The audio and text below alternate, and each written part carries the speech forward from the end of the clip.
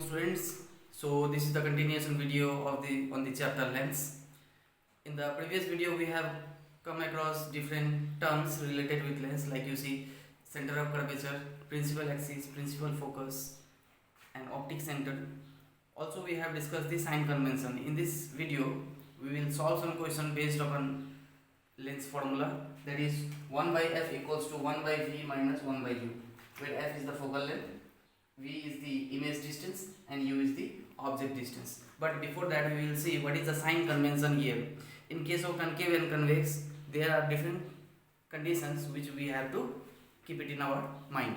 So let's start here. See the sign convention here. I have considered for the convex lens, same it will be for the concave also.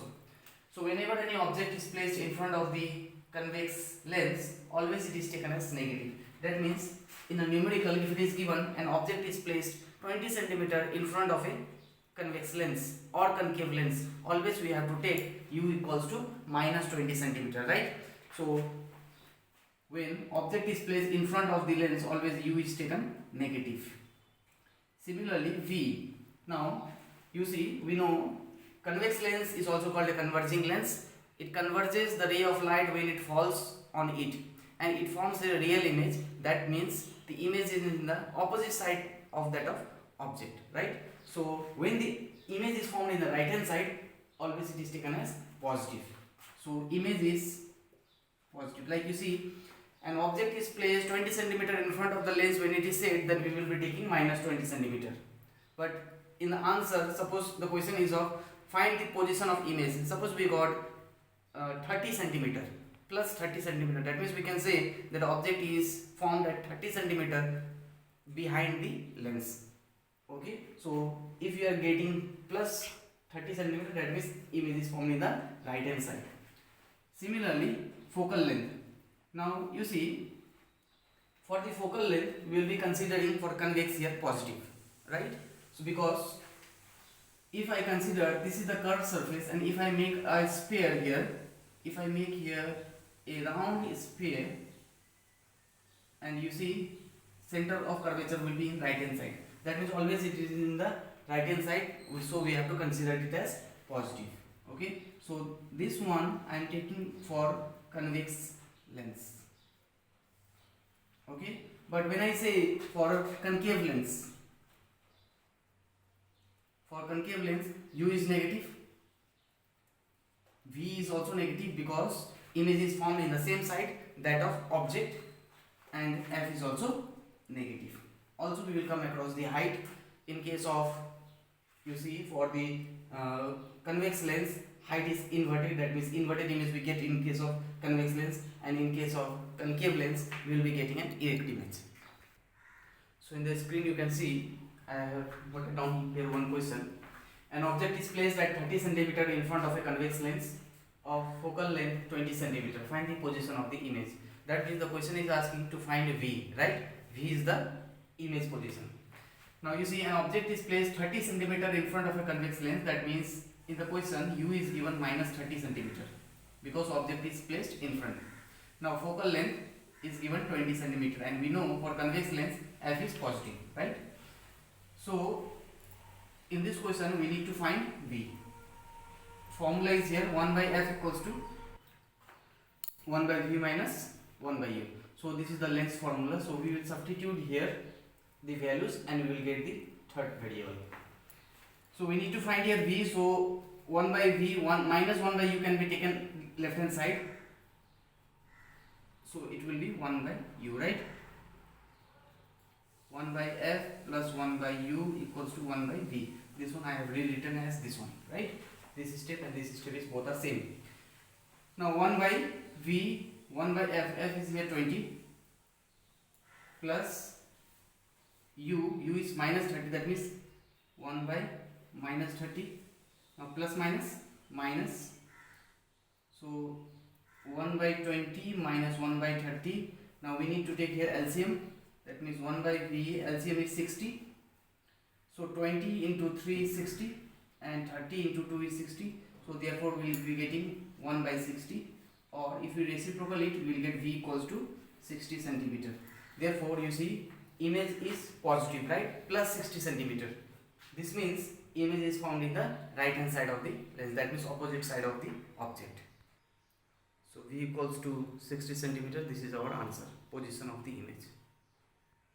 Next question we have, an object of height 4 centimeter is placed at a distance of 24 centimeter in front of a convex lens. So height of an object is 4 centimeter. So we will be writing here HO, right? Height of object is 4 centimeter. Is placed at a distance of 24 centimeter in front of a convex lens. That means this is U, that is minus 24 centimeter. Of focal length 8 centimeter. Focal length is also given 8 centimeter here. Find the position and size of the image. As it is convex lens, so focal length is also positive, U will be negative, and height of object is 4 centimeter, that is positive, right? What we have to find here, find the position and size of the image. We have to find here V, we have to find HI, that means height of the image, and we have to find the characteristic of the image. So one by one we will be finding all these quantities. So first we will be finding for position of the image. We know the formula 1 by F equals to 1 by V minus 1 by U. We need to find here 1 by V, that means 1 by V can be written as 1 by F plus 1 by U. 1 by F, in place of F substitute the value of F plus 1 by U. U we have minus 24. Plus minus, minus, that means 1 by 8 minus 1 by 24. LCM is 24, right? So 8 into 3, 24 into 1, that is 2 by 24, or it is 1 by 12. So 1 by V is 1 by 12, so V can be written as 12 centimeter. So this is the position of the image. Now you see, after finding the position of the image, we need to find the size of the image also. So here we will be using formula magnification, linear magnification. This is the formula V by U. Okay. So linear magnification equals to M, that is denoted by M. M equals to V by U. This is also written as height of image by height of object. Okay. So linear magnification can also be written equals to V by U, or linear magnification can also be written in terms of height of image by height of object. So we will be using this formula. Now we know what is V. V is given here 12 centimeter, right? And in place of U, U is given in the question. So in the U we have minus 24 centimeter. Height of image we need to find here, and height of object which is given in the question.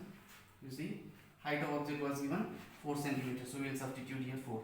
And if we cross multiply, height of image equals to 12 into 4 by 24, minus negative sign will be coming up. So 12 2 is 24 and 2 2 is 4. That means height of image we are getting minus 2 centimeter. As the height of image is in negative, so this means that height of image is inverted, right? It is an inverted image formed by the convex lens. So we have got the position of the image, that is 12 centimeter. We have got the size of the image. Size of the image is 12 centimeter. Okay, irrespective to its magnitude. Minus or plus only shows the position. If it is minus, that means the image is inverted. If the height of an image is positive, then we will consider it is an erect image. Okay, so we got first point, that means point number A answer we got here, that means V and HI. Next we have to find the state the characteristic of the image. So image is formed in the right hand side, so it is a real image. Point number 1, that is B answer. State the characteristic of the image. The characteristic of images are, point number 1, it is a real image. Point number 2, it is inverted image. So how we came to know it is inverted? Because height of image is negative, right? So that is why it is inverted. Third point, you see, we will consider here and the size of the image. About size of the image, you see, height of image was given 4 centimeter, but answer we got as 2 centimeter. This is the object size. Height of object, that is 4 centimeter, and height of image is 2 centimeter. That means the size is diminished. Okay, so third point will be diminished image. Diminished means small in size, not as equal to object size. So what is the characteristic? There are three characteristics. It is a real image, it is inverted image and diminished image. This screen you can see the next question here. Find the power of a lens with focal length 0.4 meter. Here focal length is given 0.4 meter and we need to find here power. In the previous video I have given you this formula, power equals to reciprocal of focal length, but make sure focal length is given in meter. Now here already it is given in meter, so we'll substitute this value here in the formula. So 1 by 0.4 can be written as 10 by 4. On reducing in the simplest form we will be getting 5 by 2 or 2.5. So 2.5 diopter is the final answer, right? But if the focal length is given in centimeter, here like you see, again we have to find the power of lens, but focal length is given in centimeter, 25 centimeter. So this can be written as 25 by 100 meter, right? Now power of the lens 1 by f. So this can be written as 25 by 100, but 100 will be coming up, right? So 25 into 4, that is 4D. That means P equals to 4D. Power equals to 4 diopter. Next question we have two lengths of power, 3.5 diopter and 2.5 diopter. That means both of two powers are given here. That is P1 is given 3.5 diopter and power of second lens is given 2.5 diopter. Are positioned in contact. Find the power and focal length of the lens of combination of two given lenses. That means we have to find the combined power also and we have to find the combination of focal length, right? So combined power is given by P equals to P1 plus P2. So here you see two lenses. Here in the question it is minus 2.5. It is given in the question minus 2.5 diopter. So P1 we have 3.5. P2 is minus 2.5. Now it is asked that find the combination of focal length. That means in place of P1 we will be substituting here 3.5 minus 2.5, that is 3.5 plus minus minus, that is 1, that is 1D, right? 1 diopter. But we know in order to calculate focal length, that is reciprocal of power, or converse is also true, power equals to 1 by focal length. So focal length equals to 1 by power we got has here 1, that is 1 meter, right? Because diopter we calculated in terms of meter. So 1 meter can be written as what? 100 centimeter. So this is combined power and this is combined focal length. So you will be solving few questions here.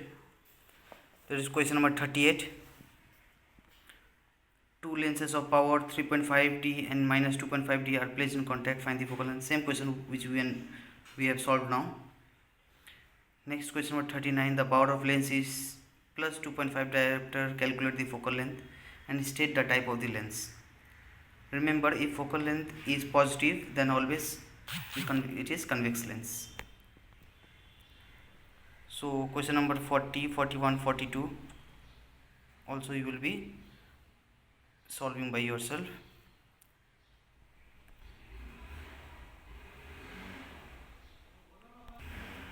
Question number 43, 44 and 45, you see those questions are very same. This question are very same which we have solved today. Similar questions you will be solving, and I will be giving the picture of this page also. If you don't have textbook, then you can refer that. Next topic related to light is spectrum of light. We know when a white light falls on a prism, it splits up into 7 different colors. So this is called dispersion of light. That means the splitting of white light into its different components of color is called dispersion of light, and the band of 7 colors formed on the screen after dispersion, they are called spectrum. Okay, so a white light consists of different colors, that is 7 colors are there, and these 7 colors has different wavelength, so the dispersion takes place. So I repeat, the dispersion of light takes place because the rays of different color deviate through glass at different angles, and that is each color has different wavelength.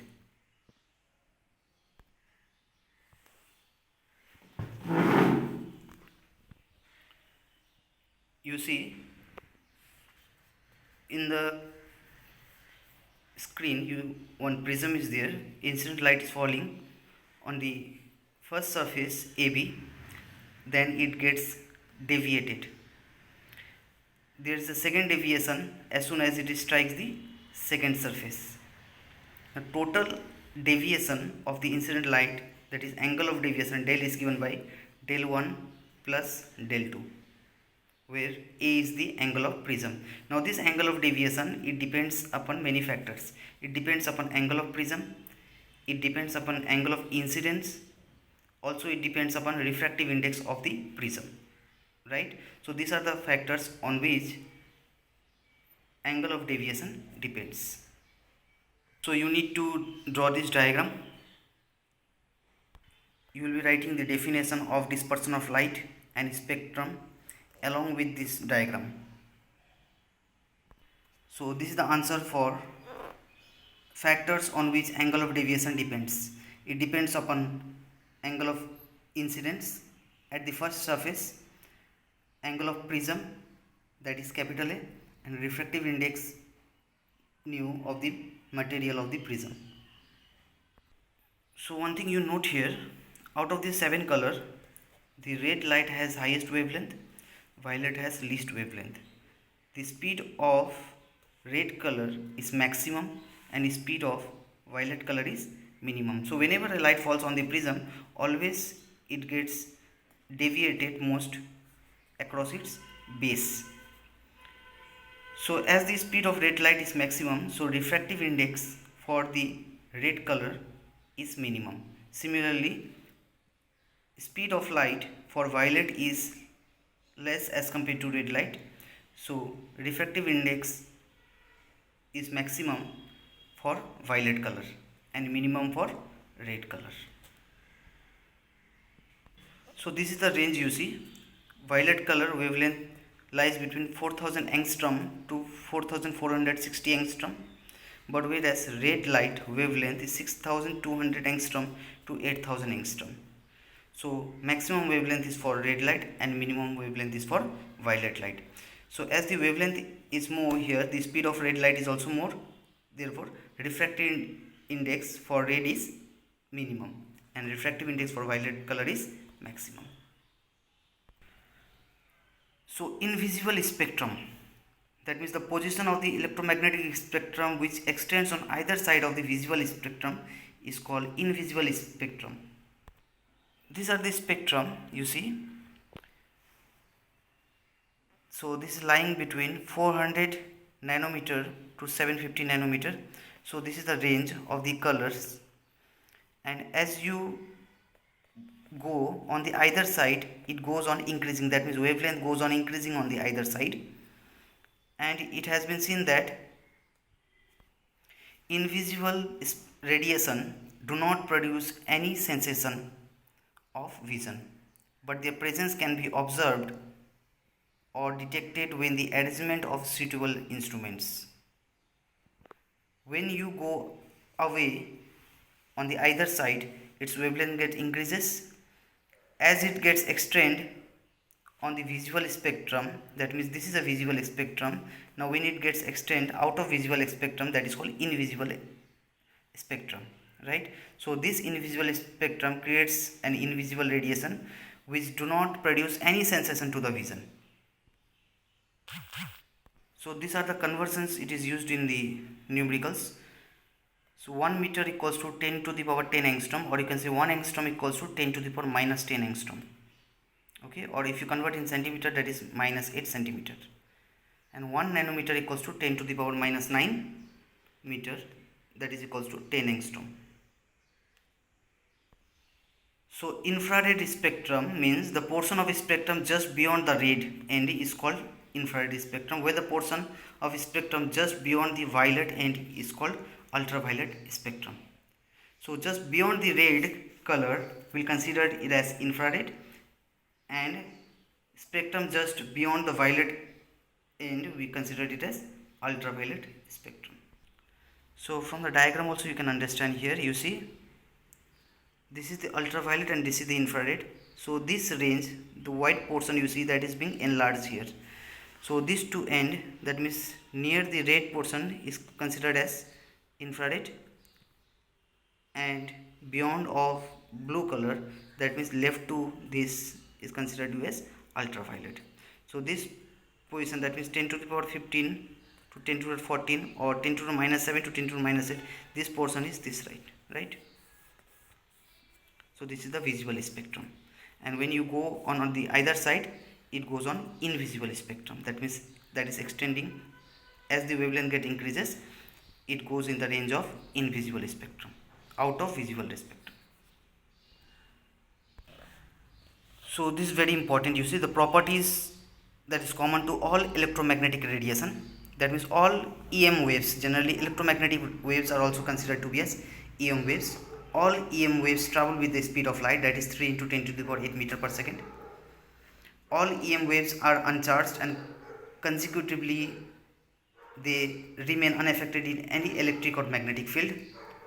All the waves shows the property of reflection and refraction. That means first point, it always travels with the speed of light, and next it is uncharged and consequently they remain unaffected in any electric or magnetic field, and all the waves shows the properties of reflection as well as refraction. And all the electromagnetic waves do not necessarily require a medium to travel. Then they don't require any medium to travel, they can travel in any medium. In fact, they can travel in vacuum also. They are transverse in nature. Okay, so these are the points you will be writing for properties which is common for all the electromagnetic waves. So I will be giving some numericals as well as few notes to note down in your exercise book. So maintain your exercise book properly, and very soon I am going to conduct an online test till taught, right? Till I have taught, the questions will be on that. There will be a numerical. You need to solve the numericals on the extra sheet, and you will be just writing the or giving the answers which is mentioned in the option. That means numerical answer will be mentioned in the option. You need to solve separately and you have to give the answers.